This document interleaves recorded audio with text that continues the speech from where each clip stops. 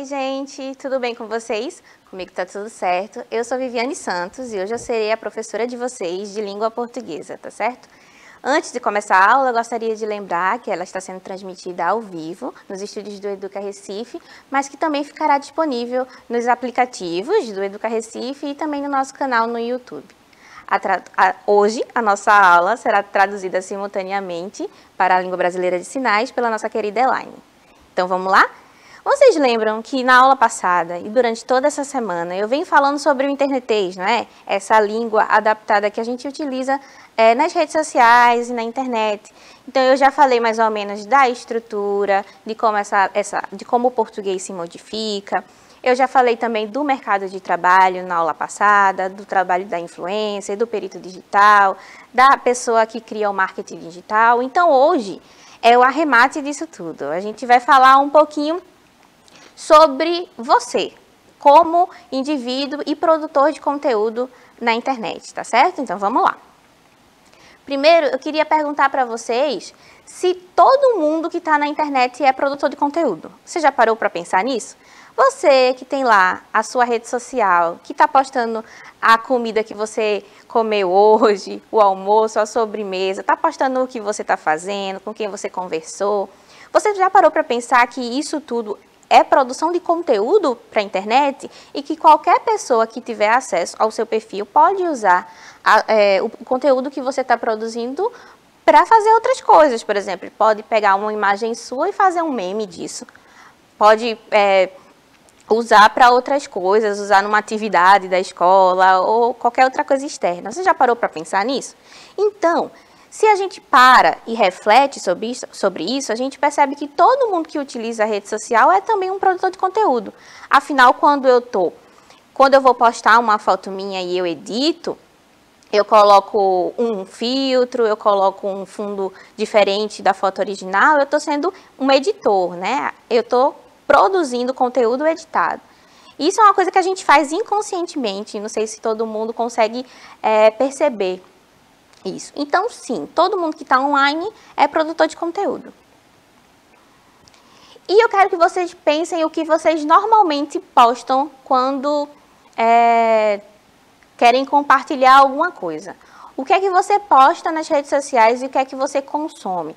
O que é que isso colabora para a formação da sua imagem, do seu perfil online? Quando você compartilha uma série ou um filme que você gosta, será que isso atrai pessoas? Será que isso desperta nelas algum tipo de julgamento? Então, por exemplo, se eu assisto filmes românticos, as pessoas conseguem entender que a minha personalidade permite que eu goste desse tipo de filme. Então, pode ser que um grupo social se identifique com os meus gostos, né? Então, a rede social, ela acaba sendo uma vitrine da sua própria personalidade. Tá certo? Além de pensar no que a gente posta aí, em como a gente posta, eu queria que vocês pensassem também em quem consome o produto que a gente posta. Então, quando a gente faz um post, por exemplo, dos nossos hábitos de todo dia, quem consome esse conteúdo? São os seus amigos, são os seus professores, são pessoas desconhecidas, é a sua família. Então, quando você está produzindo e está postando tudo, você tem que ficar muito atento a quem está recebendo essa informação. Afinal, informação é poder. Então, quando você dá informação às pessoas, você dá poder a elas sobre a sua vida. Então, é preciso ter muito cuidado na hora de elaborar conteúdos e expor de forma muito drástica o que a gente vai postar. Tá certo? E pensar assim também, por que eu posto? Afinal, por que eu estou postando a foto do meu almoço aqui? O que é que isso significa? Será que eu estou querendo passar uma imagem de que eu sou uma pessoa saudável? Será que eu estou querendo passar uma imagem de que eu pertenço, de que eu como carne, por exemplo, ou de que eu como um sushi? O que isso significa sobre mim e o que isso significa para as pessoas sobre mim? Um perfil flopado. A gente costuma dizer que quem não tem muitos seguidores, ou quem não posta muito, assim, é bem low profile, que é aquela pessoa bem discreta, tem um perfil flopado. Mas o que significa ter um perfil flopado? Significa que essa pessoa, ela não carrega consigo muitos seguidores. Mas isso não necessariamente é uma coisa ruim, significa apenas que você é seletivo no processo de compartilhamento das informações privadas. E isso é muito bom. Então, num conceito mais fixo, significa que a nossa vida é relevante ainda para algumas pessoas, por mais que não tenhamos milhões de seguidores nas redes sociais. Então, nossa vida é importante para os nossos avós, para os nossos pais, para os nossos tios, para os nossos familiares, amigos. Então, não é porque você tem muitos seguidores que você devia deixar de postar, tá certo? Outra pergunta, outra provocação, e eu quero que vocês saiam daqui com a cabeça fervilhando de ideias, de como, por quê, onde, para quem. Eu quero que vocês se perguntem por que vocês se expõem. Afinal, por que eu posto a foto da minha vida? Por que eu posto foto da minha comida? Por que eu posto foto do meu exercício físico? O que é que eu quero aparentar para as pessoas? Ou será que eu posto para mim mesma? Para conseguir fazer com que a minha autoestima fique melhor? Se eu posto uma foto bonita, eu fico feliz com a quantidade de curtidas, com os comentários. Então, eu preciso ter um significado por trás. Exposição só por exposição fica sem significado, né? É necessário refletir do porquê que a gente faz as coisas, do jeito que faz, tá certo? Mas não é para ninguém sair triste daqui não, nem deprimido, tá certo? E aí eu quero expandir os horizontes de vocês para as interações que são possíveis de se fazer nas redes sociais e online, além de postar as fotos, além de compartilhar o seu dia a dia. O que mais a gente consegue fazer nas plataformas digitais? Primeiro é manter contato com pessoas distantes, e isso é muito importante, coisa que era muito difícil, como a gente viu nas outras aulas, que precisava enviar um texto escrito, uma carta para alguém que estava muito distante. Agora a gente consegue fazer isso de forma muito mais rápida, muito mais prática. Então, por exemplo, se eu estou aqui no Brasil, alguém está no Japão assistindo as Olimpíadas que estão acontecendo, então eu consigo me comunicar com ela e, de repente, até assistir um vídeo que ela está fazendo, uma live. Essa ferramenta é incrível, porque nos ajuda a manter contato não apenas com pessoas que estão distantes, mas com culturas, com fatos históricos. Esse é um uso que eu acho que às vezes passa desapercebido quando a gente utiliza a ferramenta das redes sociais apenas para a exposição do nosso dia a dia. Mas é um recurso muito importante. O que mais? Além de falar com as pessoas que estão muito distantes, nós podemos fazer novas amizades. E é aí que o mundo se abre para a gente, porque a gente entra em contato com outras culturas, com outras línguas. Então, a gente consegue abranger o nosso repertório cultural, tá certo? Eu consigo fazer amigos, eu consigo estudar coisas que eu não teria a possibilidade de estudar por causa de acesso, etc. Então, um mundo em expansão, quando você pensa em tudo que a gente pode absorver.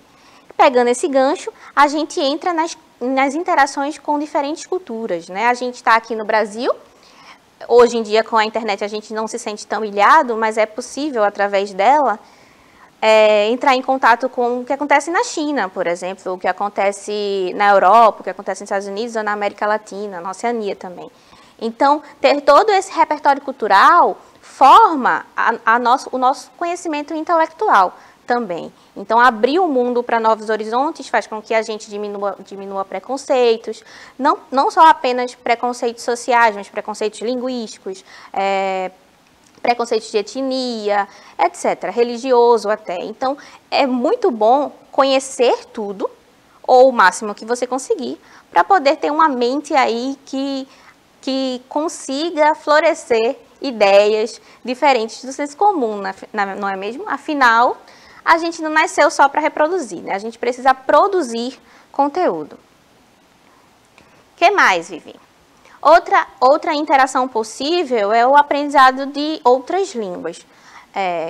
Embora a gente aprenda aí português, inglês, libras, espanhol na sala de aula, hoje em dia, especialmente depois da pandemia, tudo passou a ser remoto, então a gente tem a educação de língua estrangeira de forma remota também. Então, a interação com uma pessoa que é nativo de outro país pode te ajudar muito na compreensão daquilo que você talvez não tivesse acesso dentro da sala de aula aqui. Então, é um recurso muito interessante também. Outro recurso que a gente já vem explorando desde a aula passada é o trabalho remoto. Eu sei que vocês aí em casa, da aula passada tiveram que refletir muito sobre as profissões, sobre o que vocês queriam ser quando crescer. E aí, a plataforma digital vai permitir que o trabalho à distância seja realizado com mais sucesso também, sem muitos perrengues, né? Então, veja quantas possibilidades a gente tem utilizando a internet. Então, quando você pensar assim que a internet é uma vilã, porque ela está consumindo o seu tempo, e a gente está se expondo demais, ou que nada daquilo que você está consumindo é relevante, você precisa, na verdade, mudar o olhar sobre o objeto. A internet, ela não é uma vilã, ela é uma ferramenta, é uma plataforma, que você precisa ter discernimento para consumi-la de uma forma benéfica, tá certo? Que é o que isso significa? Significa que a gente tem que diferenciar o que é bom e o que é ruim e entender o que é bom pra gente, tá certo? Para não consumir o nosso tempo só com baboseira, só com fofoca, ou só com coisas que não lhe ajudam realmente no dia a dia. Então, é possível usar o tempo que a gente tem online para inúmeras possibilidades. Além do entretenimento, como a gente viu na aula passada, muita gente utiliza as redes sociais como forma de trabalho, que a gente já viu, né? Mas eu estou falando de trabalhos que eu não falei na aula passada. Além dos influencers, outras pessoas mantêm contato com seus clientes pelas redes sociais, por exemplo.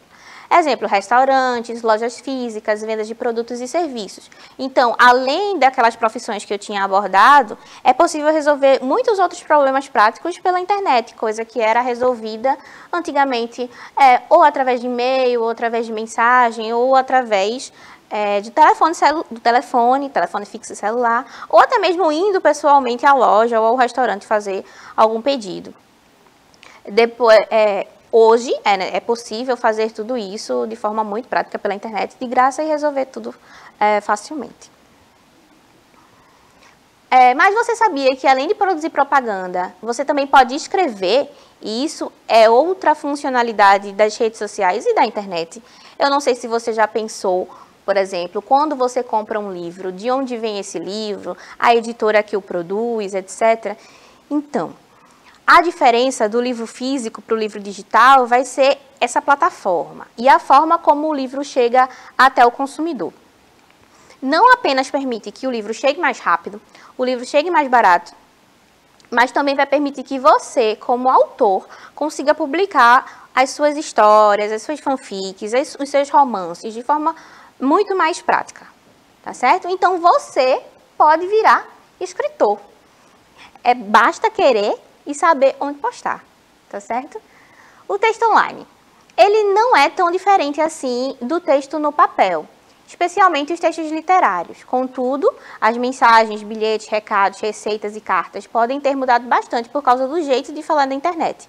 As abreviaturas, as siglas e os vídeos, que eu já vinha falando sobre tudo isso na aula passada, né? Em como os gêneros textuais acabaram tendo que se adaptar, especialmente se a gente parar para pensar em carta, em receita. Então, a gente tem aí a adaptação das receitas para o YouTube, a adaptação da carta para o e-mail e, consequentemente, a adaptação dos romances, crônicas, textos jornalísticos também para essas plataformas digitais. Então, se antes a gente lia o jornal em papel impresso, distribuído pelo jornaleiro, agora a gente tem o jornal ali, na palma da mão da gente, e inúmeras versões do mesmo fato. Então, se eu leio a matéria no jornal A, eu posso contrapor com o jornal B e aí tirar minhas conclusões, analisar de forma crítica, etc. Tá certo? O jeito de falar eu já tinha comentado na aula passada, que são as abreviaturas, as siglas que podem ocorrer ocasionalmente ou até com certa frequência, que podem facilitar, porque ela torna a comunicação enxuta, mas também pode dificultar caso o meu interlocutor não tenha conhecimento daquela forma de falar, daquela abreviatura. Tá certo? O que mais? E aí eu chego numa versão online digital do livro, que é o famoso e-book. O e-book é uma versão digital do livro físico. Ele é considerado ecologicamente correto porque não precisa do papel. É mais barato e leve. Também é possível armazenar centenas de livros em um único leitor. Então, há muitas vantagens no leitor digital. Realmente, ele é muito mais leve às vezes do que o próprio celular. Então, você consegue carregar milhares de livros literalmente no bolso. E o livro, ele costuma ser mais barato, mas isso não é uma regra. Um livro, mesmo para o e-book, pode ser até mais caro do que o livro físico, dependendo das promoções das lojas, das editoras, das livrarias, etc. Mas costuma compensar bastante. Embora o leitor digital, o aparelhinho, ele não seja tão barato. Os livros é que compensam essa troca, tá certo? O que mais? Além dos livros que são feitos, que existem físicos e foram adaptados para o e-book, nós temos também os livros web. Os livros web são livros que foram feitos exclusivamente, ou quase que exclusivamente, para a internet. Então, eles não circulam de forma física nas livrarias ou nos sebos, tá certo? A gente só consegue através de sites que publicam os capítulos para os autores. E aqui eu elenquei alguns sites possíveis para vocês acompanharem a publicação de livros. O Kobo Writing Life, o Wattpad, o Xinxi, o Escritos. Então, aqui a gente tem vários sites que vocês podem ampliar e dar uma olhadinha para pesquisar livros disponíveis para se ler. Tá certo? Os Graphic Novels. Graphic Novels são tipos de livros parecidos com as HQs. A diferença é que os Graphic Novels, eles são adaptações de textos já escritos, ou seja, de romances que existem de forma não gráfica. O que significa o Graphic Novels? Significa romances gráficos, ou seja, romances que vão ter ilustrações para conversar com o texto literário.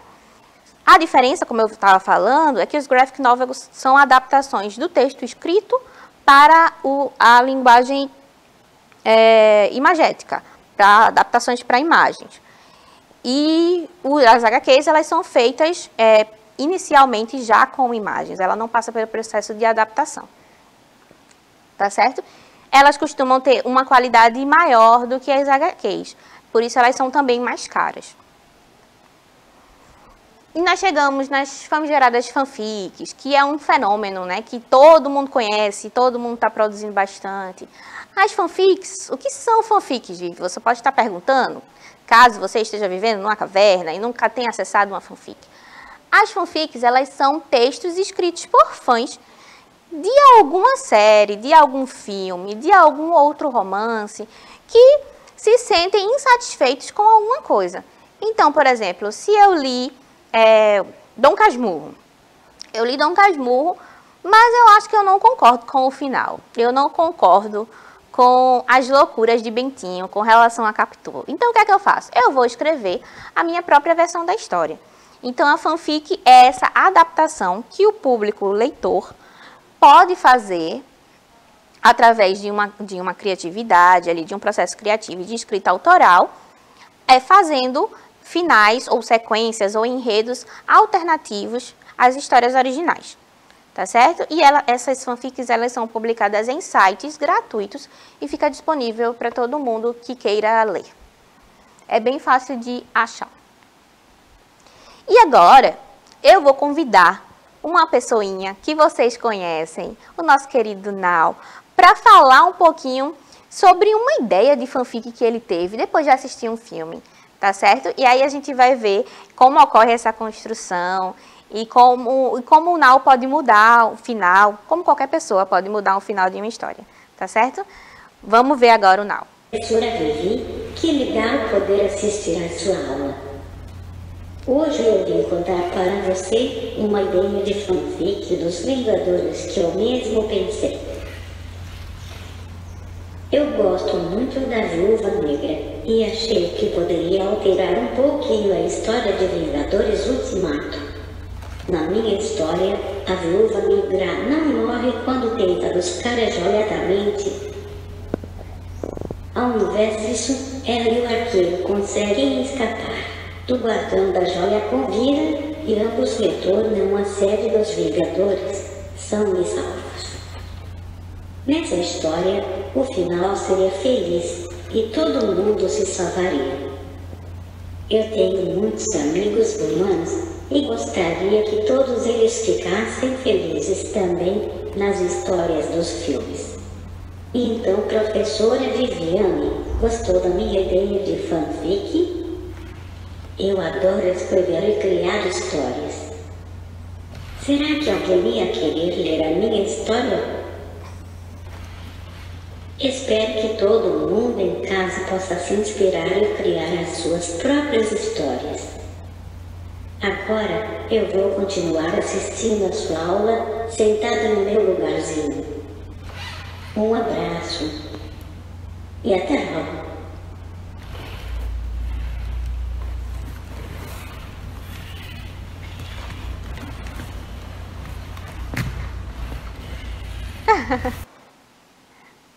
Oi, Nau, que feliz ter a sua presença aqui na minha aula. E aí, vocês que estão aí em casa, gostaram da versão do Nau do filme dos Vingadores? Será que ele vingaria? Acho que teria que reorganizar todo o universo, não é mesmo? Mas é uma versão válida. Como fã, o Nau pôde fazer as suas adaptações. E para ele, o mais importante era que o final fosse feliz, que todo mundo pudesse ficar vivo. Afinal, os humanos são tão amigos do Nau também, não é? Então, muito feliz com a participação do Nau, e você que está em casa também pode se inspirar e fazer a sua própria fanfic de um livro favorito seu. Tá certo? Então, vamos continuar. E aí, alguém pode me perguntar assim, ô Vivi, mas será que a adaptação toda que a gente faz dos textos escritos para o mundo digital, será que o livro físico vai morrer? Misericórdia! Não, né, minha gente? Até porque a acessibilidade é diferente. Às vezes, o que tem em e-book não está disponível em plataformas físicas e vice-versa. Então, sem desespero, tem espaço para todo mundo e depende também do leitor. O que é mais aprazível, ou seja, o que é que ele mais gosta de consumir. Tem leitor que gosta de marcar o livro loucamente com marca-texto. Tem gente que gosta de dobrar a folhinha. E tem gente que não se importa, que prefere ler grandes quantidades e levar uma bolsa mais leve. Então, tudo isso depende aí do consumidor. Então, sem desespero, os livros não vão sumir, tá certo? E você, pensando aí no Nau, que acabou de participar da nossa aula, será que você aí em casa conseguiria escrever uma história? Eu acredito que sim, mas vamos ver aí, passo a passo, o que é que a gente pode levar em consideração na hora de tentar escrever uma história. Primeira coisa que a gente precisa fazer é escolher um tema. Ele é central e vai nortear todo o enredo. Então, o tema pode ser qualquer um, desde que você se interesse por ele e tenha vontade de escrever sobre o assunto. Afinal, não adianta escolher um tema pelo qual você não se interessa, né? Você não vai ter vontade de produzir aquele texto. Então, o tema acaba sendo um recurso muito interessante. Então, ele é o primeiro ponto. Então, eu quero escrever um livro ou uma fanfic, como o Nau falou, por exemplo, dos filmes dos Vingadores. Então, primeiro eu defino isso, em seguida eu passo para os outros passos. O segundo passo é a escolha de um narrador. O narrador é aquele que conta a história. Ele pode ser um personagem da história, ou um narrador onisciente, ou seja, aquele que é personagem da história, ele não tem o controle de tudo que acontece na história. Ao contrário de um narrador onisciente, que é como se fosse um oráculo que tudo sabe. Então, esse narrador onisciente, ele está na mente de todas as personagens, tá certo? E ele observa, mas não faz parte da história, enquanto o narrador personagem faz parte da história e atua como ela. E atua dentro dela, mas não consegue aí entender a mente de todo mundo, porque ele está só na mente dele, né? Não tem como estar na mente de todo mundo ao mesmo tempo. Depois do narrador, a gente precisa definir as personagens. Então, quem são as personas atuantes na minha história? Eu tenho protagonista, eu tenho personagens secundárias, figurantes, então eu preciso que essas pessoas interajam a fim de que o meu enredo evolua. Tá certo? Então, as personagens são as pessoas. Não precisa ser necessariamente pessoas. Você pode fazer animais falantes, vocês podem usar um robô falante, como o Nau. Então, as personagens ficam a seu critério, para vocês elaborarem como quiserem. O enredo. O enredo é um conjunto de ações. São os acontecimentos da história. Então, por exemplo, o Nau estava falando que não quer que a Viúva Negra morra. Então, ele vai criar na fanfic dele todo um enredo para justificar essa mudança. Então, outras ações vão ter que acontecer que diferenciem a história original da história da versão do Nau. Tá certo? Então, o enredo é o conjunto de ações que vai do início até o fim, passando pelo clímax até chegar ao desfecho, envolvendo as personagens. Então, a gente tem aí uma construção de mapa mental de coisas que são importantes para construir uma história. A gente tem o tema, as personagens, a escolha do narrador, a escolha de quem vai ser o protagonista. E, normalmente, todo protagonista tem um antagonista, que é uma espécie de vilão, ou pessoa que tem ideologias diferentes do protagonista. Então, eles precisam atuar aí em contraposição um ao outro, porque eles discordam. Então, é bom definir isso logo cedo também. A gente precisa situar a nossa história dentro de um tempo narrativo, se esse tempo narrativo vai ser cronológico ou não, se eu preciso voltar no passado, ou se a minha história se passa todo no presente, em um espaço narrativo, que é uma cidade, pode ser um prédio, pode ser uma casa, pode ser um museu, mas precisa de um espaço definido. O enredo, que a gente já falou, clímax, que é o ponto mais alto da narrativa, onde tudo se resolve, e o desfecho, que é o final, tá certo? Definir se o final é feliz, se o final é triste, quais são os caminhos possíveis, de repente até um final aberto, uma continuação, você escreve aí uma segunda fanfic, tudo é possível, tá certo?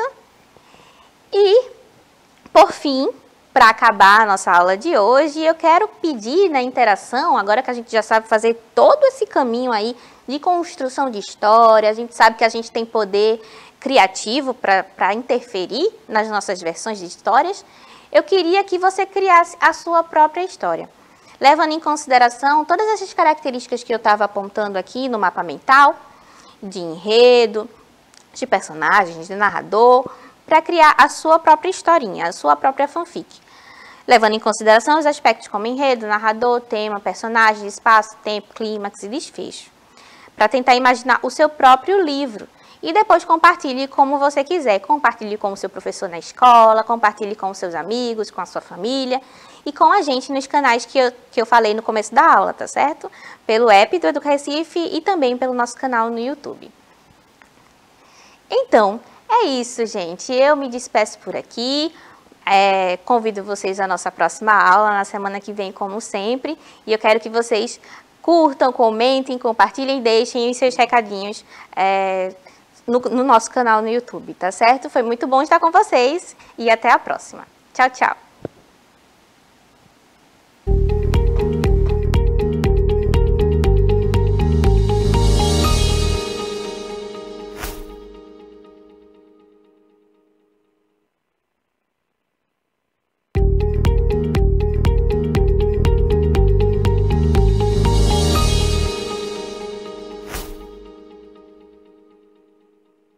Olá, tudo bem com vocês? Estou aqui novamente para falar do Educa Recife, o programa de ensino híbrido da Prefeitura do Recife. Mas desta vez eu venho conversar com vocês sobre os dias e horários de exibição das aulas da educação infantil. O Educa Recife tem mais de 14 horas de aulas, exibidas todos os dias, em 5 canais digitais. Já sabem os horários de vocês? Então presta atenção que eu vou explicar tudo bem direitinho. O programa de educação infantil é exibido de segunda a sexta-feira, sempre às 8 horas da manhã, na TV Alep, no canal 10.2. Neste programa, as crianças têm acesso a um conteúdo educativo, lúdico e muito divertido. Também tem o Momento do Bebê, onde as famílias das crianças de 0 a 3 anos contam com orientações e dicas de especialistas. Então anotem os canais, os horários das aulas de vocês e se programem. Eu volto em breve com mais novidades do Educa Recife. Até já!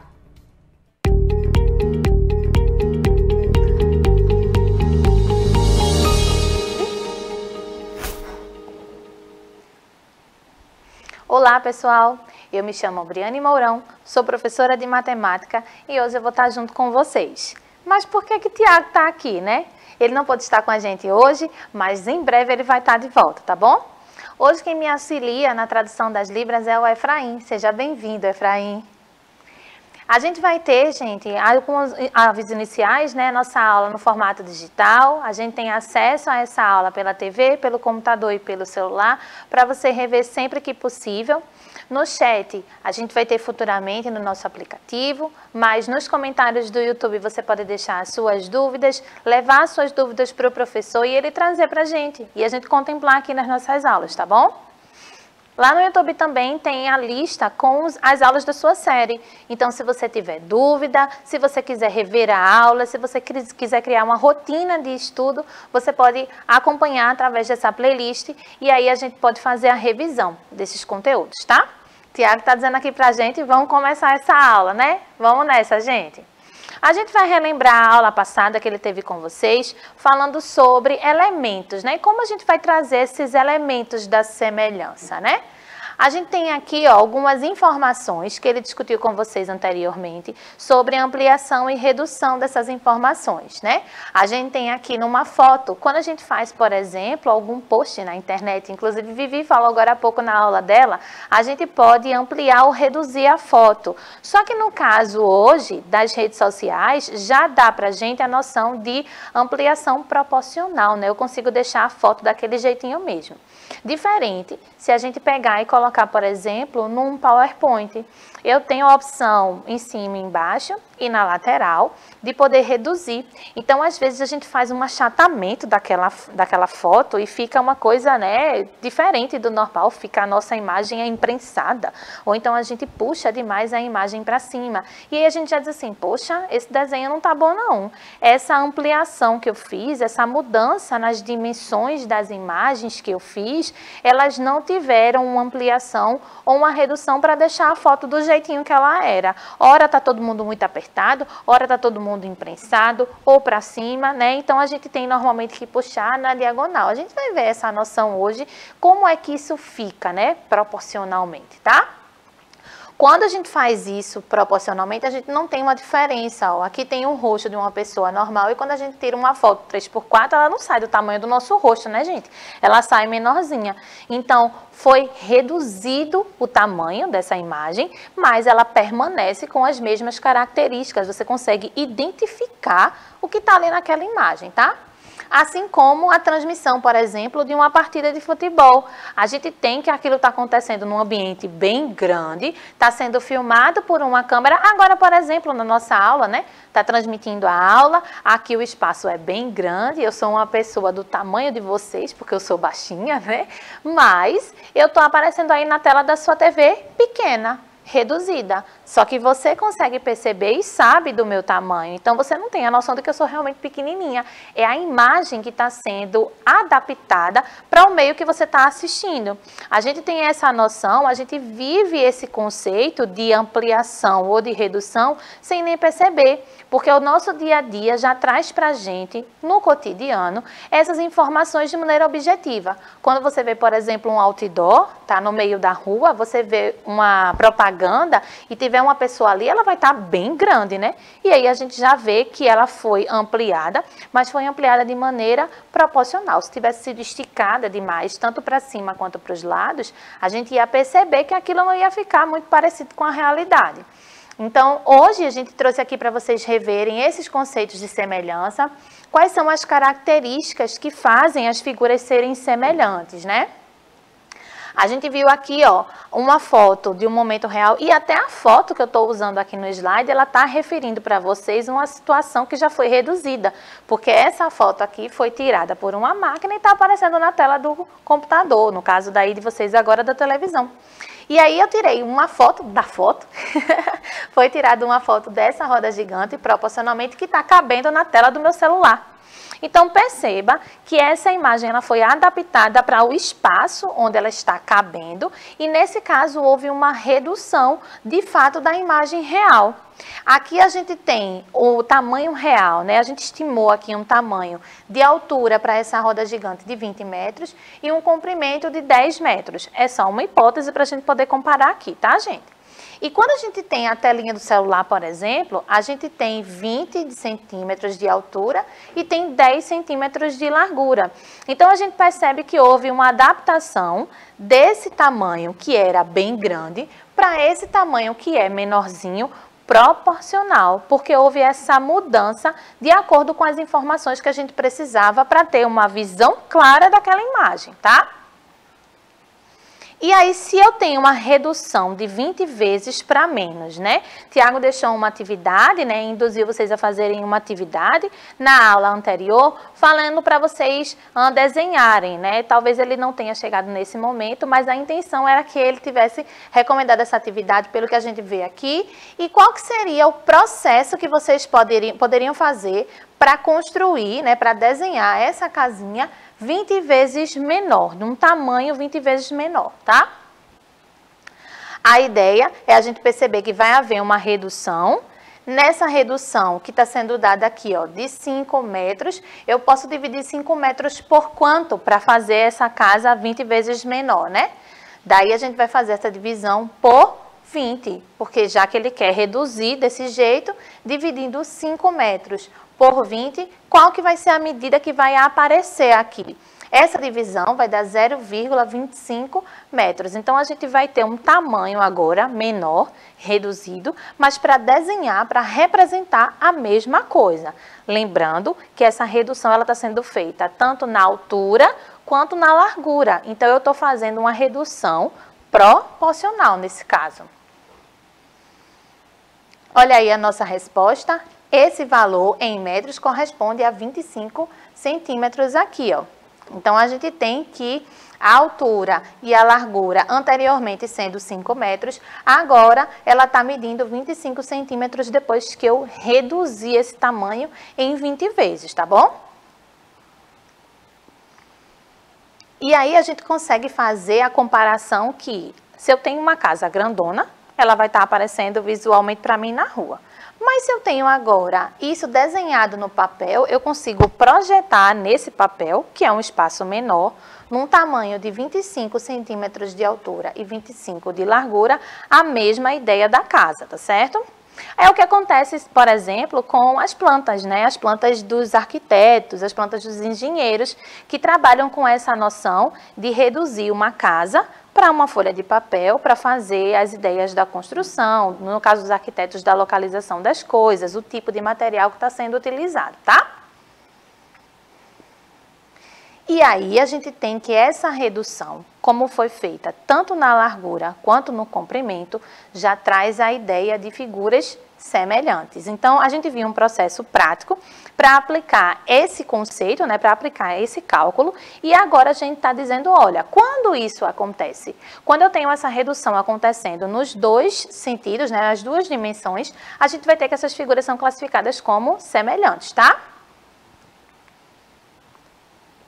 Então, aqui a gente pode comparar os tamanhos e perceber se as figuras são ou não semelhantes. Ó, aqui tem uma réguazinha fictícia, né?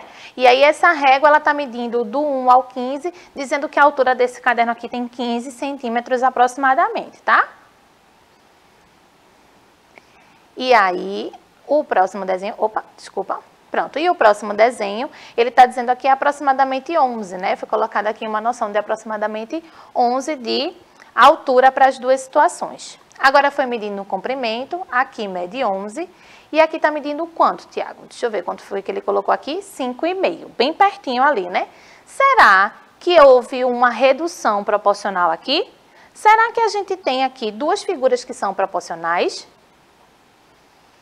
Dica para saber se são ou não proporcionais. Vamos dar uma olhadinha aqui. Ó, se a gente dividir os dois valores pelo mesmo número e obter as novas dimensões, a gente vai ter que o valor ele é proporcional, né? Então, ou o contrário, né? Eu estou dividindo 10, por exemplo, por 8, que é a dimensão correspondente, e obtive 1,25. Então, quer dizer que se eu pegar a altura, que é 6, e dividir pela posição, que é 4,8, né? Correspondente aqui, ó, a gente vai ter 1,25 também. Então, ok. Esses dois retângulos são proporcionais. Esse valor que a gente achou é chamado de constante proporcional para essa redução. A gente teve que a mudança desse retângulo para esse aqui foi reduzido em 1,25, tá? E aí, será que nesse caso a gente vai ter esses dois exemplos desses caderninhos sendo proporcionais? Vamos dar uma olhadinha aqui, ó. Se a gente pegar a divisão das alturas, eu tenho 15 e 11,5. E fizer essa divisão, eu acho 1,3. Então, significa que a próxima divisão que eu fizer, que agora vai ser dessa base aqui, né, desse comprimento, ele também vai ter que dar 1,3 para ser proporcional. Se ele não der esse resultado, significa que ele não é proporcional, que as figuras não são proporcionais, tá? Vamos ver essa divisão agora. 11 dividido para 5,5 vai dar 2. Então, a gente já concluiu o quê? As medidas são diferentes, significa que as figuras não serão proporcionais, né, gente? Uma vez que a gente teve aqui a divisão do 15 por 11,5 e deu 1,3, para que esse valor fosse proporcional a esse, a divisão teria que dar o mesmo número. E não foi isso que aconteceu, tá? Então, quando a gente observa no segundo momento a ideia das características de figuras semelhantes, eu quero trazer para vocês a noção de abertura de ângulo. Observando de maneira direta, sem nem eu colocar aqui as linhas, vocês acham que esses dois topos dessas casas aí têm o mesmo ângulo? Tem a mesma abertura, será? A gente percebe que essa casa aqui, ela está um pouquinho mais aberta aqui no meio, né? Mas será que essa borda aqui externa, ela tem a mesma abertura que essa daqui? Então, quando a gente bate o olho nessas informações, ó, a gente começa a perceber que essa abertura, ela tem uma um pouco mais, né, distante, mais larga, e a outra um pouco menos, né? Então, a gente já começa a perceber que, olha, eu acredito que essa abertura não é a mesma não, hein? E daí? Quando a gente comparar esses dois movimentos, essas duas informações, ó, a gente tem, deixa eu mostrar para vocês aqui, essa leitura, né, esse desenho. Tirei as casas e deixei agora somente os desenhos. Visualmente, a gente já consegue perceber que aqui está um pouquinho mais fechadinho e aqui está um pouquinho mais aberto, né? Vocês acham que eles são os mesmos ângulos? Não, né? Quando a abertura está menor, a gente tem um ângulo pequeno. Quando a abertura está maior, a gente tem um ângulo grande. Então, as medidas desses ângulos são diferentes. Apesar de eu não dar um número para ele, eu já sei que os números que eu poderia medir aqui com o transferidor, eles não seriam idênticos, eles não seriam iguais, tá? Só que agora a gente vai comparar duas figuras aí que podem ser ampliadas ou reduzidas. A gente tem medidas idênticas aí nesse caso, gente, mas de cara eu consigo perceber que as figuras não são iguais não, né? Ali eu tenho 10 centímetros de lado em todos os lados. Aqui também eu tenho 10 centímetros de lado em todos os lados. A gente viu há pouco tempo, né, no primeiro momento, que se as medidas fossem idênticas na divisão, a gente ia ter figuras proporcionais, mas aquele era o primeiro conceito para isso acontecer. Para que a gente tenha, de fato, figuras semelhantes, a gente está agora vendo a parte dos ângulos. Então, a gente percebe que as duas figuras aqui têm os mesmos valores de lado, mas a gente já consegue perceber a abertura do ângulo, que ela é diferente. Ali eu tenho uma abertura um pouquinho mais fechada, né? E aqui eu tenho um pouquinho mais larga. Então, percebe isso aqui, ó. Da aula passada, ele mostrou para vocês essa ideia desse conceito de fazer os lados sendo proporcionais. Se a gente dividir 10 por 10, vai dar 1 em todas as situações, mas não são semelhantes porque o ângulo está variando. Aqui a gente tem o losango e aqui a gente tem um quadrado, né? Perceba que quando a gente coloca, mais uma vez, as retinhas para organizar, para orientar essa posição que esse ângulo ocupa, o quanto é aberto ou fechado esse ângulo, a gente já consegue perceber que nessa pontinha aqui do losango, esse ângulo está bem fechadinho. Mas nessa pontinha aqui do quadrado, e a gente já sabe o ângulo do quadrado, né, que é aí, no caso, 90 graus, a gente já tem essa abertura um pouco maior. Então, eu consigo perceber que mesmo que os lados tenham a mesma medida, não necessariamente a gente vai ter as figuras proporcionais, porque agora eu também preciso observar os ângulos, se eles também são com o mesmo valor. Então, vamos dar uma olhadinha aqui, ó. Comparando agora só as linhas, né? A gente está tirando os resultados. Os ângulos possuem medidas diferentes. A gente viu esse exemplo comparando com uma casinha no começo. E aí essa informação já traz para a gente que aqui a comparação vai ser do mesmo jeito. Quando eu mudo agora o sentido das retas para fazer a comparação com o outro ângulo, a gente percebe que esse ângulo vai estar mais aberto e esse ângulo vai estar mais fechado, né? Quando a gente vira aí essa mudança, dá para perceber que mesmo assim eu não encontro os mesmos ângulos, né? Ângulos, de novo, com medidas diferentes. Então, a gente está tentando fazer a medição de cada um desses ângulos. No caso aí, a gente fez do topo e a gente fez do ângulo lateral e a gente não encontra as mesmas medidas, embora os lados sejam os mesmos, tá?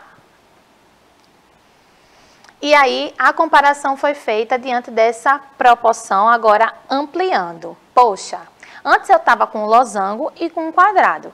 Será que agora a gente consegue fazer a comparação entre dois losangos?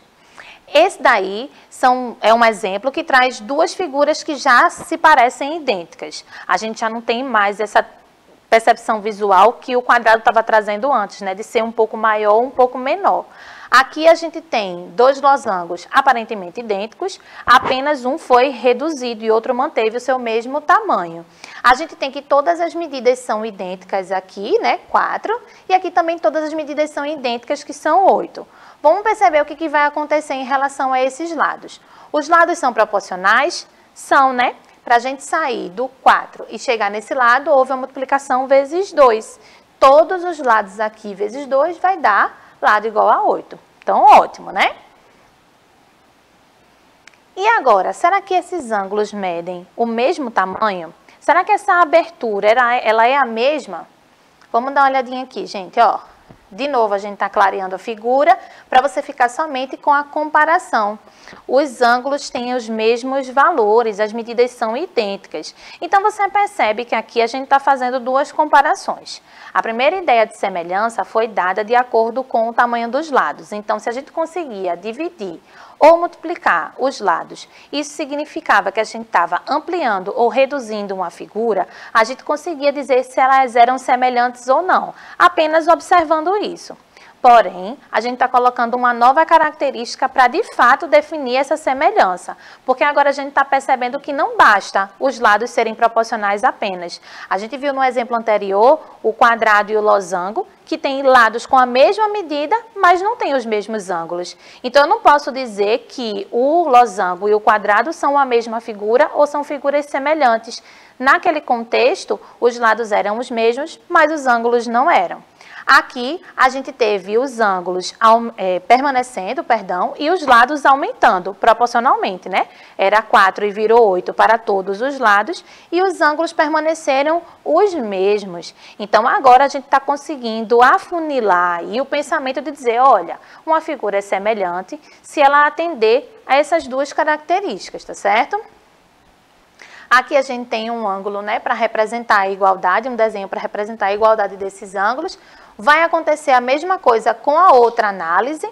Inicialmente a gente tinha feito a análise da pontinha, né, da parte de cima, em relação ao quadrado e o losango. Agora a gente está fazendo em relação ao ângulo lateral. Só que como a gente já concluiu que a ampliação foi feita idêntica para todos os lados e que esse ângulo daquele é correspondente, a gente vai testar agora um outro ângulo para ver se ele também é idêntico, se ele tem a mesma abertura. Então, percebe o que vai acontecer aqui, ó. Ele está colocando os ângulos com a mesma medida, né, com a mesma abertura, e colocou um ângulo próximo do outro para a gente perceber esse valor, que permanece o mesmo. E aí a gente tem a definição final. As duas figuras são proporcionais quando o que acontecer? Vamos lá. Duas figuras são semelhantes, quando as dimensões são proporcionais. A gente viu isso no começo, inclusive a gente já fez alguns cálculos para tratar dessa mudança, ou aumentando ou diminuindo a figura. E quando os ângulos correspondentes possuírem a mesma medida. Lembra que eu falei no começo que a gente pode fazer, até mesmo num trabalho da escola, utilizando o PowerPoint, a mudança das dimensões. E quando a gente faz essa mudança apenas lateral, que a gente achata, a gente já diz assim, olha, essa figura não está parecida com a minha figura original, não. É porque a gente está mudando a largura, então não está deixando a figura proporcional, né? Só que a gente não está mexendo no ângulo. Então, aqui a gente tem duas situações. Para que a gente tenha certeza que as figuras são semelhantes, que os objetos são semelhantes, eles devem atender essas duas informações. Além das dimensões serem proporcionais, dessa ampliação ou dessa redução ter o mesmo valor, a gente vai ter que os ângulos que são correspondentes devem possuir a mesma medida, que foi o que aconteceu ali com o losango e com o quadrado.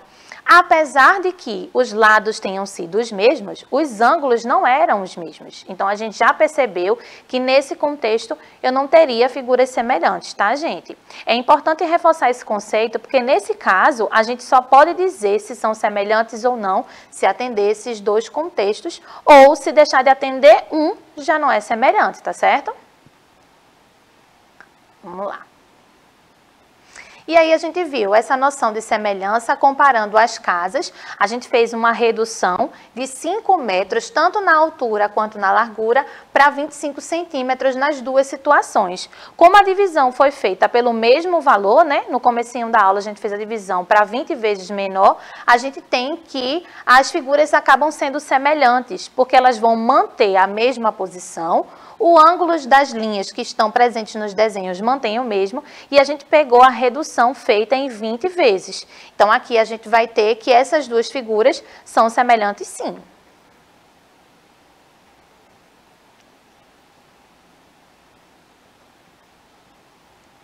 Bom, as dimensões são proporcionais e a gente já tem a certeza de que as figuras são semelhantes através dessa informação. Verificando os ângulos agora, ó. A gente tem aqui as medidas da altura da casa. No começo da aula, eu mostrei duas casas, né? E aí eu perguntei, gente, essas duas casas, essas duas frentes da casa, elas são proporcionais? Será que o ângulo de abertura dessa parte visual, ela é a mesma? E aí a gente já viu, olha, tem alguma coisa de diferente. Esse ângulo está mais aberto, esse ângulo está mais fechado. Aqui a gente está percebendo que, uma vez que a gente já disse que as figuras são semelhantes, esses ângulos obrigatoriamente devem ser o mesmo, devem ser idênticos, tá? E aí a gente vai comparar, ó, a abertura, mais uma vez. A gente vai perceber agora a questão da abertura interna, né, dessa partezinha interna aqui, ó, com a altura da casa.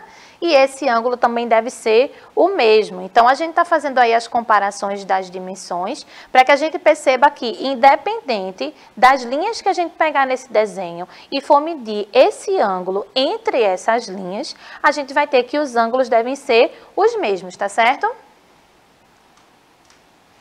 Então, gente, a ideia aqui é que a gente consiga agora perceber essa noção, trabalhando com esse contexto de medir ângulos e lados, para ter essa noção se os ângulos são ou não idênticos, se os lados são ou não proporcionais. Se as duas informações casarem, se a gente tiver as duas características sendo atendidas, significa que as figuras são semelhantes. Esse processo, esse nome de dar figuras semelhantes, é quando a gente vai ter exatamente as duas características sendo atendidas, tá?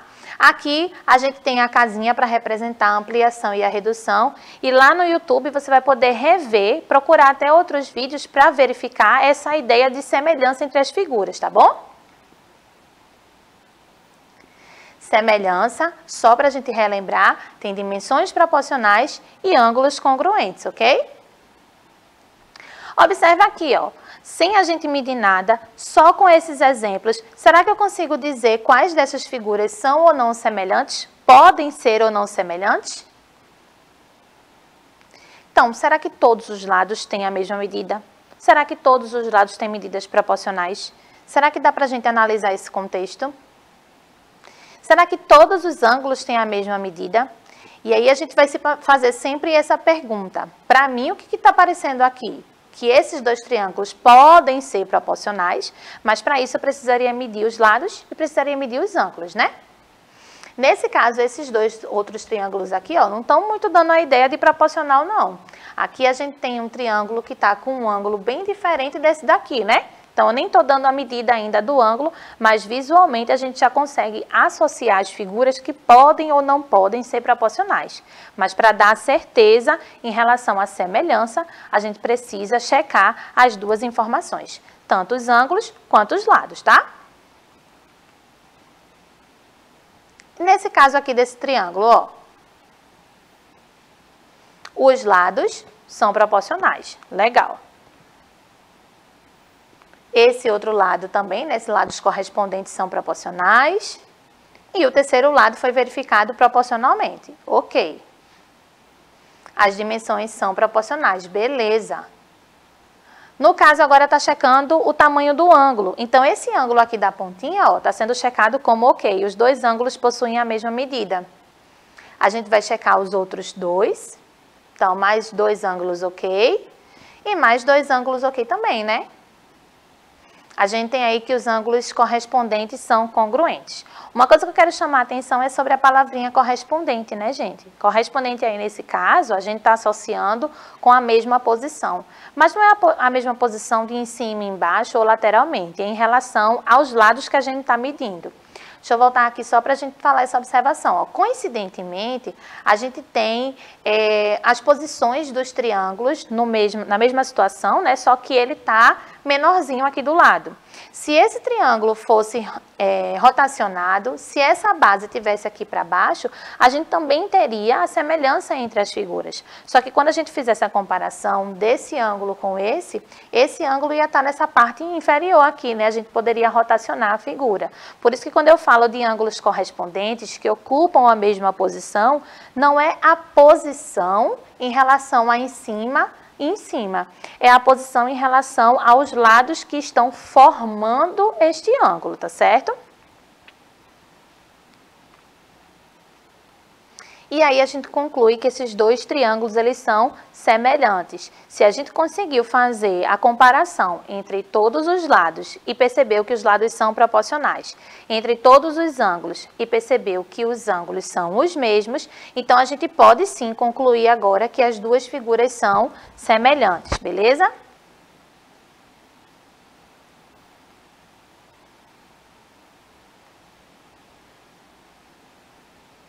E aí a gente conclui essas duas semelhanças entre os triângulos, tá, gente? A ideia inicial da comparação entre os triângulos era essa. Aqui a gente está medindo agora dois triângulos que são retângulos, né? Esse ângulo daqui mede 90 graus, esse ângulo daqui mede 45 graus, esse ângulo daqui também medem os mesmos valores. Então, a gente lembra que para ter figuras semelhantes, os ângulos têm que ser os mesmos, só que agora a gente tem que esse lado está medindo 10 e esse lado está medindo 5. Será que a gente tem esses dois triângulos aí classificados como semelhantes? Vamos dar uma olhadinha aqui. Será? Então, gente, nesse contexto aqui, deixa eu só voltar rapidinho para mostrar para vocês. Aqui a gente já tinha semelhança, achei que tinha alguma coisa após, né? Aqui a gente já tem a semelhança, por quê? Porque a gente tem que a soma dos ângulos internos de um triângulo já vai dar 180. Se eu tenho 90 aqui e 45 aqui, o outro ângulo é obrigado a ser 45. A mesma coisa vai acontecer aqui, ó. Então, todos os ângulos têm a mesma medida. Se isso acontece, a gente vai poder afirmar que as figuras são, de fato, semelhantes. Além disso, a gente tem aqui um dos lados sinalizando que do 10, a gente tem uma operação que foi feita para virar o 5. Então, houve uma divisão entre o 10 por 2 para dar 5.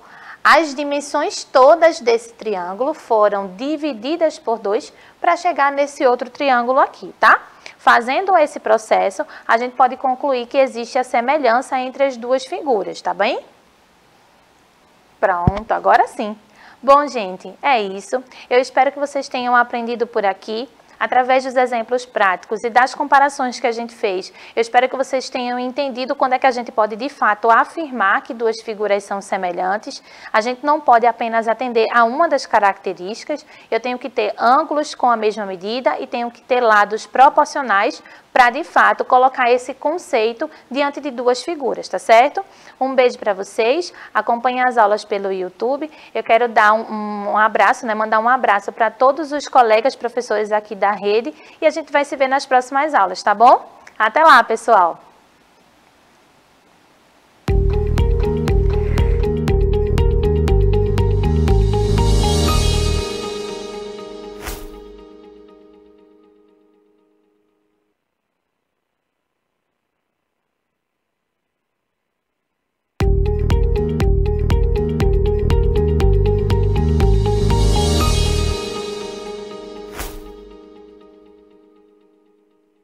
Olá, tudo bem com vocês? Estou aqui novamente para falar do Educa Recife, o programa de ensino híbrido da Prefeitura do Recife.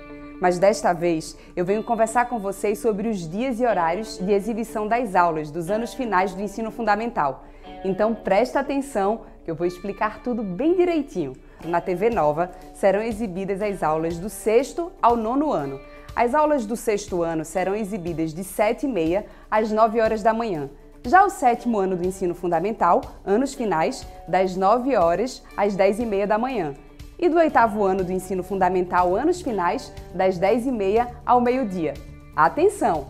As aulas para os estudantes do 9º ano do ensino fundamental, anos finais, serão exibidas na TV Nova, canal 22.1, todos os dias, das 8h30 às 10 horas da manhã. Então anotem direitinho os canais e horários das aulas de vocês e se programem para as aulas, hein? Eu volto em breve com mais novidades do Educa Recife. Até já!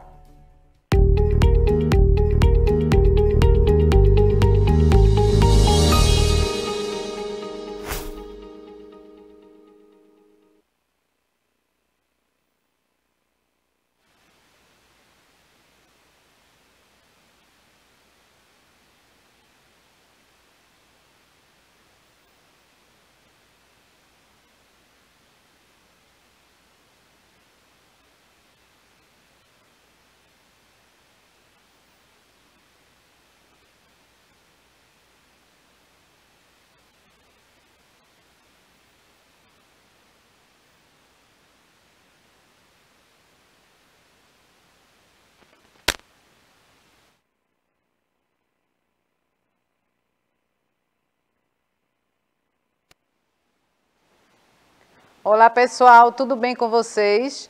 Estou aqui para mais uma aula na Escola Municipal para Aulas Digitais. Sou a professora Cláudia Andrade Albuquerque, professora de Ciências, e venho aqui com muitas novidades para vocês. Nossa aula ela vai ser bem interativa e vai nos mostrar muitos assuntos interessantes. Estou aqui com a presença do nosso intérprete Anderson, que vai passar a aula conosco, tá certo? Vai ser um momento bem legal. E aqui vou lembrar vocês o nosso mural de ciências, onde nós vamos colocar as nossas atividades. Toda atividade vai trazer para aqui. Vejam que legal o trabalho de vocês apresentado aqui. Nós vamos fazer entrevistas, pesquisas e traremos para aqui para vocês verem o trabalho de vocês e que nós também estamos avaliando. Se formos trabalhar com remédios, vacinas, também vai estar aqui no nosso mural. Também vamos poder usar fotografias, vídeos, vocês podem fazer em casa de todas as atividades que vocês realizaram aqui. Também vamos fazer jogos, imagine trabalhar com jogos, com dobraduras, quebra-cabeça, podcast. E aqui tem um quadrinho que vocês estão vendo em branco, para que nós possamos criar mais atividades para vocês. E também vocês podem dar a opinião de vocês. Vai ser toda uma interação para que nossas aulas sejam bem legais e produtivas. Conto com vocês. E aqui, gente, nossa aula agora na TV. Lembrando sempre que vocês têm o professor aí na escola também, o nosso amigo que vai interagir conosco, para que vocês tenham uma boa aprendizagem, que é o nosso grande objetivo. Mas atenção, tragam o caderno de vocês, o lápis, chame alguém para interagir com vocês também e peçam silêncio para que vocês possam estar focados. Vai ser uma grande viagem. Quero também a participação de vocês nesse momento, para que vocês possam estar bem atentos nesse momento de aula na TV, junto também com a aula do professor da sua escola. Então, nosso tema de hoje é o fluxo de energia nos ecossistemas. Em aulas anteriores, vocês viram que os ecossistemas é um conjunto de comunidades que interagem entre si no meio ambiente. Isso utilizando os fatores bióticos e abióticos. Um terrário que nós vimos é um ecossistema vivo. Nós precisamos dos fatores bióticos e os abióticos, que é o solo, o ar e água, para que ocorra essa interação. E aqui o fluxo de energia nos ecossistemas, esses ecossistemas eles são sistemas abertos, caracterizados pelas entradas e saídas de energia. Constantemente, os seres estão absorvendo energia e transformando essa energia. É o grande assunto que nós vamos ver hoje. E aqui, de onde vamos captar essa energia? O nosso fator principal, o Sol. É através dele que nós absorvemos energia e que os seres produtores também. É a principal fonte de energia do nosso planeta. Também ele fornece energia para os organismos fotossintetizantes, que são os vegetais, que produzem o seu alimento e precisam da energia solar. Essa energia é absorvida por eles. Essa energia também, ela fica armazenada na forma de energia química. A seguir, vamos ver como essa energia é absorvida pelos outros seres. E aqui o fluxo de energia. O que é o fluxo de energia? Quantidade de energia que flui entre os organismos de uma comunidade biológica. Nós vamos ver também que essa energia, à medida que vai subindo na cadeia alimentar, ela vai decrescendo. Então, aqui nós temos, como os seres produtores, a pirâmide está maior, porque ele, como fabrica o seu próprio alimento, na pirâmide, ele armazena mais energia. À medida que o outro animal se alimenta do vegetal, a energia já vai diminuindo. E o outro animal também que está aqui representado, que se alimenta do animal secundário, a energia já está diminuindo. É uma cadeia cíclica, mas que ela está em ordem decrescente. E aqui os seres produtores, né? Os seres produtores é a porta de entrada para que a energia flua para as cadeias alimentares e para as teias alimentares. Nós sabemos da grande importância dos seres produtores, porque eles produzem o seu próprio alimento e nós dependemos deles para a nossa sobrevivência. Então, eles são importantes porque faz com que essa energia flua no meio ambiente e ela fica também armazenada. Os seres fotossintetizantes, que são plantas, algas, algumas bactérias também, elas estabelecem a base para todos os ecossistemas que recebem luz. Então, eles fazem essa base aí e são fotossintetizantes. Aqui eu dei o exemplo de algas, de plantas e também tem algumas bactérias também que são consideradas autótrofas, que elas mesmas fabricam seu próprio alimento.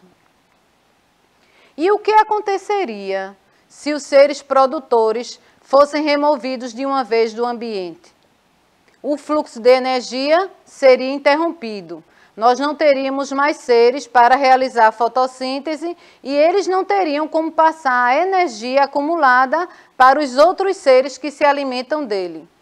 Os outros organismos ficariam sem comida.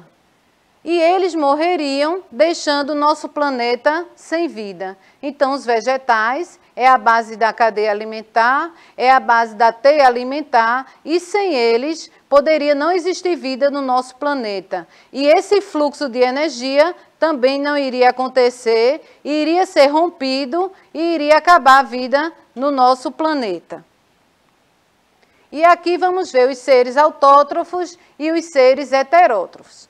Os autótrofos são organismos que são capazes de produzir seu próprio alimento por meio da fotossíntese ou por meio da quimiossíntese. Em aulas anteriores, nós vimos que além deles produzirem seu próprio alimento, eles também realizam a produção de oxigênio, não é? Produzem oxigênio e serve também para a nossa respiração.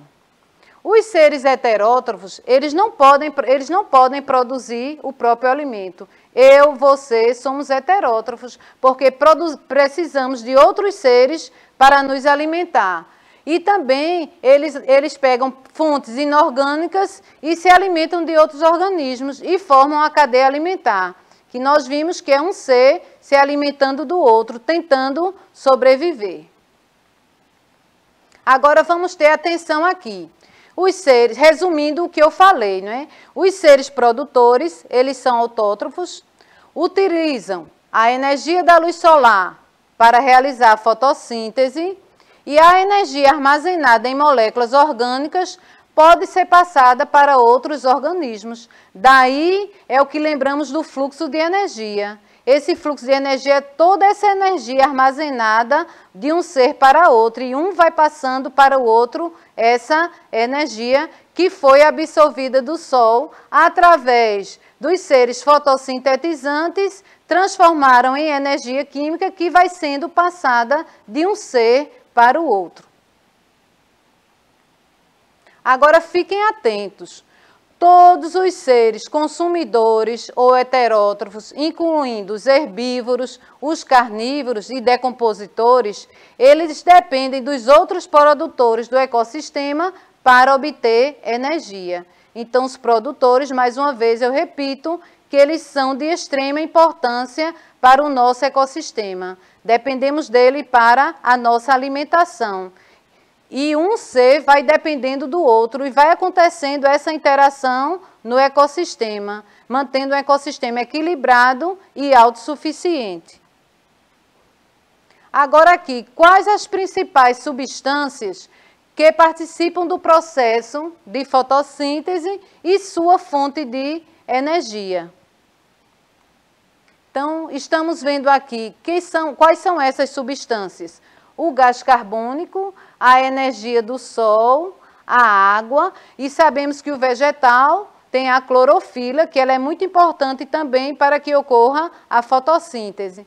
Então, eles absorvem tudo isso para fabricar a glicose, que é o seu próprio alimento, e o oxigênio para a nossa respiração. E eles armazenam essa energia também, que vai servir para a alimentação do ser que vai se alimentar dele. Nas cadeias e nas teias alimentares, a energia sempre flui em um único sentido. Então, é um sentido reto e a gente viu que é em ordem sempre decrescente, mas que é um sentido só, é uma cadeia cíclica. E a energia, ela é captada pelos produtores, passa pelos consumidores e chega nos decompositores. Nós vimos numa atividade anterior que os seres decompositores, eles também fazem parte da cadeia alimentar e da teia alimentar, porque eles fazem a decomposição da matéria morta, devolvendo ao ambiente os nutrientes, justamente os nutrientes que foram adquiridos de acordo com a alimentação de um ser para outro. E nós vimos também que esses seres consumidores, eles dependem uns dos outros para a sua alimentação. Então, essa energia captada pelos produtores passa por todos os outros seres da cadeia alimentar. É uma cadeia cíclica. E agora nós vamos ver o que é o nível trófico em uma cadeia alimentar ou uma teia alimentar. É a posição que cada ser vivo ocupa na cadeia alimentar. Nós não podemos assim misturar com consumidor primário, secundário e terciário. Nós estamos nos referindo à posição que o ser ocupa na cadeia alimentar. Nós temos aqui representado o vegetal. O vegetal, ele está no primeiro nível trófico, é sempre no primeiro nível trófico, porque é através dele que começa a cadeia alimentar. Ele é considerado ser produtor. O segundo nível trófico, no exemplo aqui está o gafanhoto, porque ele se alimenta do vegetal. ele é no segundo nível trófico, mas ele é o consumidor primário, porque ele é aquele que está consumindo o vegetal. E aqui o sapo representado no terceiro nível trófico e ele é o consumidor secundário.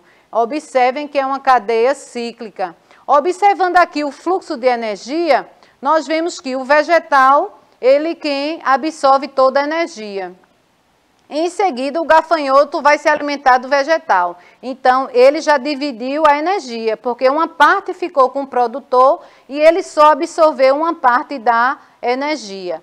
Quando o sapo come o gafanhoto, ele já pegou pouca parte também de energia.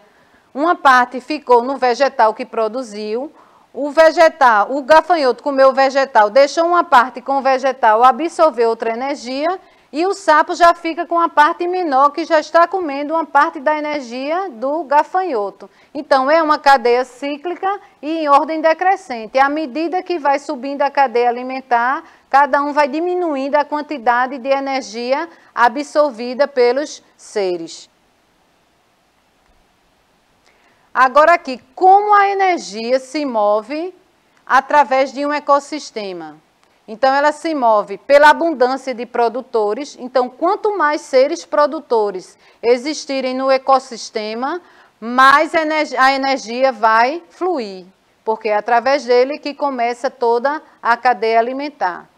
A biomassa, que vamos ver a seguir o que é biomassa, que a gente vai ver que é a quantidade de matéria contida. Então, e também a captura de energia. É importante que tenha energia solar para que os produtores realizem a fotossíntese e comece a acontecer o fluxo de energia. Então, essas três características são muito importantes para que a energia flua no meio ambiente. Agora, o que será a biomassa que a gente falou agora, que é uma das características para a energia fluir?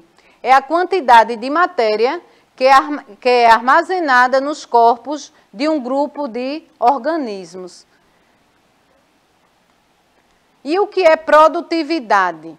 Nós vamos falar biomassa, produtividade, porque um vai interagir com o outro. O que é produtividade? É a taxa pela qual a energia é adicionada aos corpos dos organismos sob a forma de biomassa. Então, essa produtividade é uma quantidade de energia que foi adicionada aos corpos dos organismos através da alimentação. E vai acontecer esse fluxo de energia. Existem dois tipos de produtividade. A produtividade bruta e a produtividade líquida.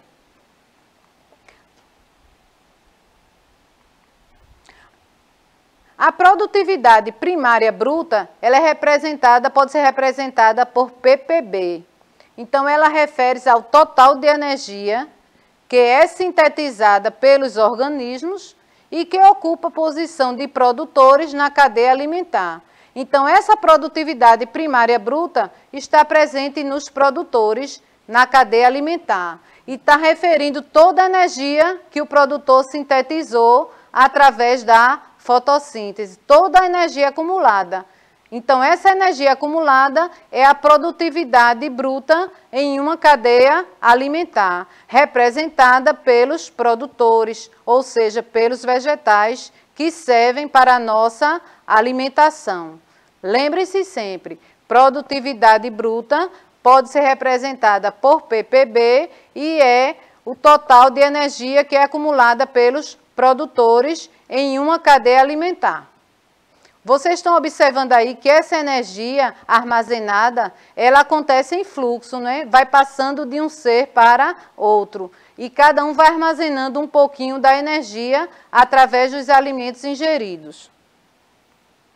Os produtores, eles utilizam parte dessa energia para realizar alguns processos. O processo da respiração celular e o processo de crescimento. Então, essa energia que fica acumulada serve para que as células possam realizar a respiração celular, todas as células do nosso corpo, e também para o crescimento.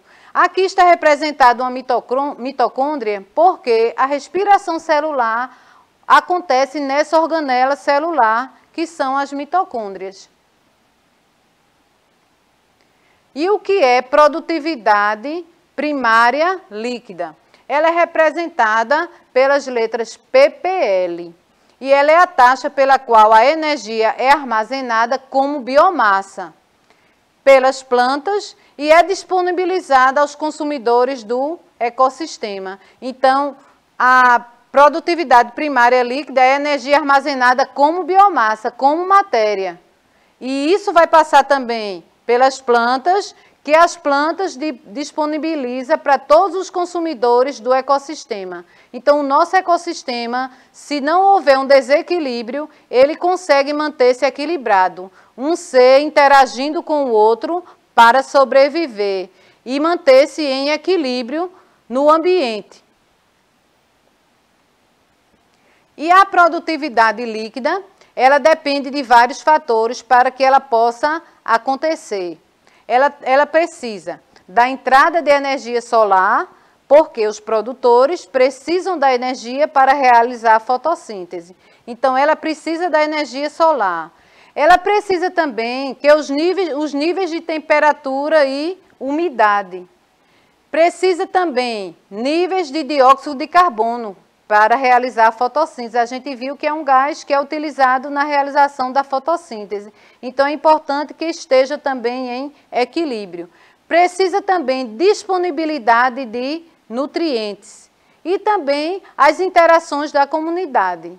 Uma comunidade se alimentando do outro e interagindo de forma harmoniosa. Em ecossistemas terrestres, a produtividade varia muito. Por que varia tanto? Porque existem locais em que o ambiente é bem adequado para que os vegetais possam se desenvolver. Existem locais em que eles não se desenvolvem muito porque o ambiente não é adequado. Sempre falta alguma coisa. Então, nas florestas tropicais, elas são altamente produtivas. Ocorre a produtividade com grande facilidade, porque é um ecossistema equilibrado, com vários seres interagindo uns com os outros para a sobrevivência.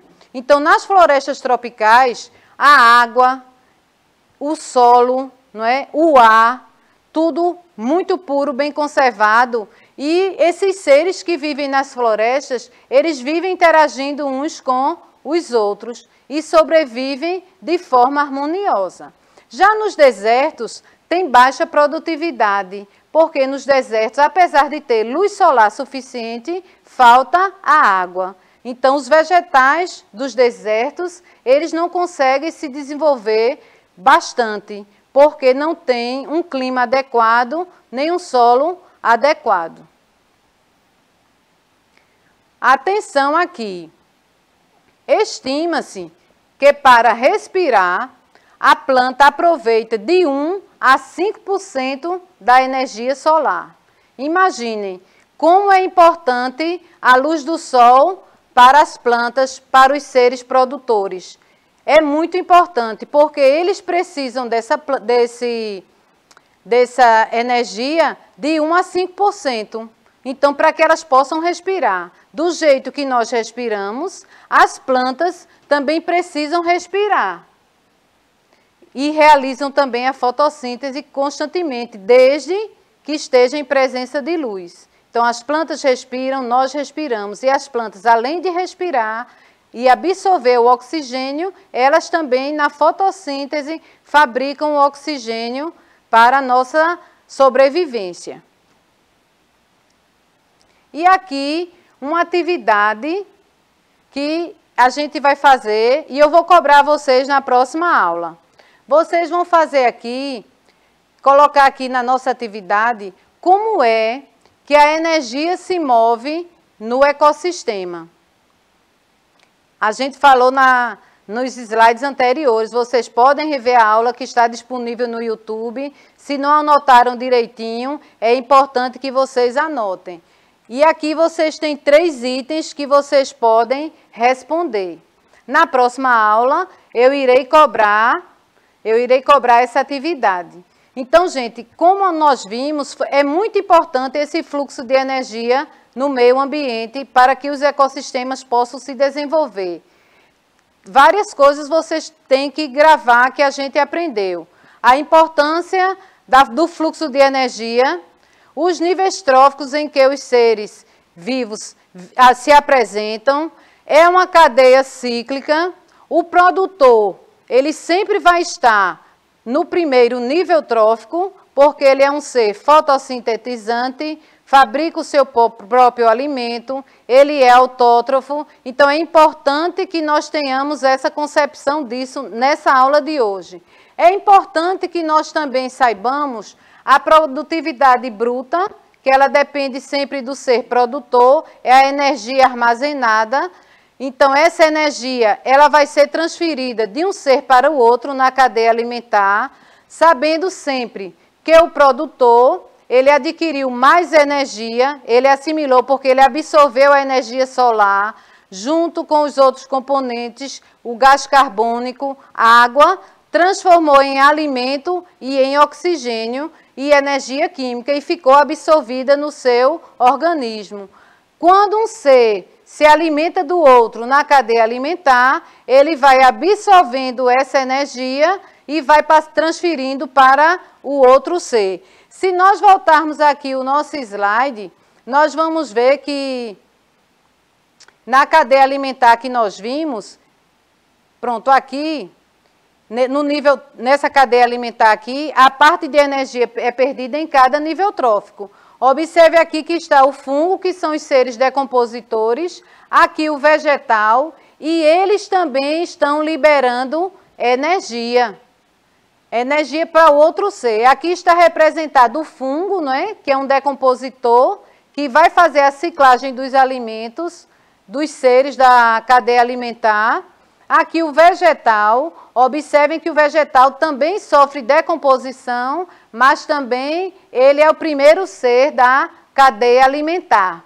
Aqui nós temos a joaninha, que se alimenta do vegetal. Ela, além de se alimentar, ela vai ser decomposta pelos seres decompositores, que podem ser fungos e bactérias, mas também ela vai liberar energia para o outro ser que está aqui, representado pelo sapo, que também vai ser decomposto pelos seres decompositores, vai liberar energia. Depois tem a cobra que come o sapo, ela também vai absorver um pouco da energia do sapo, também vai liberar energia para outro ser que vai se alimentar. Se analisarmos aqui, quem mais absorveu energia foi o vegetal. Em segundo lugar, a joaninha, que absorveu uma parte do vegetal. Em terceiro, nessa cadeia alimentar, o sapo, que ele já absorveu da joaninha ao se alimentar. Ele absorveu um pouco da energia. Em seguida, a cobra, que já pegou um pouco da energia para realizar a atividade. A mesma coisa acontece com nós, seres humanos, em uma cadeia alimentar, se eu representasse aqui. À medida que eu vou me alimentando, eu vou absorvendo energia de acordo com o alimento que eu vou comer.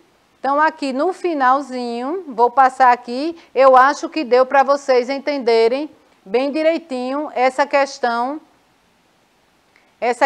da cadeia alimentar, né? Da importância de termos uma alimentação saudável, porque através desses alimentos nós absorvemos energia. E aqui, gente, lembrar vocês que o nosso assunto de fluxo de energia, ele ainda não terminou. Ele continua na próxima aula, que vamos nos encontrar mais uma vez para continuar esse assunto, porque ele é um assunto extenso, tem que ter bastante atenção para poder aprender este assunto. E espero que vocês tenham anotado direitinho as dúvidas. Nós vamos poder depois conversar no chat para que vocês possam tirar todas as dúvidas. Se tiver alguma dúvida, vocês podem perguntar ao professor de vocês, que eles estão constantemente interligados conosco, para que vocês, porque o nosso grande objetivo nesse momento é a aprendizagem de vocês. Não esqueçam de realizar as atividades, de sempre na aula estar com o caderno, para que nossas aulas sejam dinâmicas e que vocês possam aprender cada dia mais e terem bastante sucesso. É importante que os pais de vocês também possam estar presentes e vendo como vocês estão interagindo e gostando das nossas aulas, porque nós estamos preparando essas aulas com muito carinho para vocês. E estamos nos disponibilizando sempre para tirar todas as dúvidas de vocês. Então, aqui estou me despedindo, lembrando que nossa aula continua e eu conto com a presença de vocês. Tchau!